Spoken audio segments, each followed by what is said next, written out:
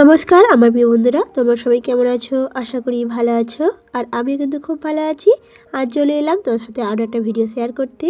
আর আজকে কিন্তু বিকেলবেলাটাই তোমাদের সাথে শেয়ার করব বিকেলবেলা কী রেসিপি বানালাম। সন্ধ্যার জন্য কিন্তু আজকে বিকেলেই রেসিপি বানিয়ে নিয়েছি। যেহেতু ঠান্ডাকাল, সেহেতু রাত্রে আর রেসিপি বানাইনি। তো আজই কিন্তু সন্ধ্যের জন্য বাঁধাকপির চচ্চড়ি করব, এছাড়া কিন্তু রুটি করব। এটাই আজকে সন্ধ্যার রান্না। তো তোমার সাথে পুরোটাই শেয়ার করবো বন্ধুরা। তাই তোমরা স্কিপ না করে ভিডিওটা সম্পূর্ণ দেখতে থাকো কিভাবে রেসিপিটা বানালাম বাঁধাকপির চচ্চড়ি সন্ধ্যার জন্য।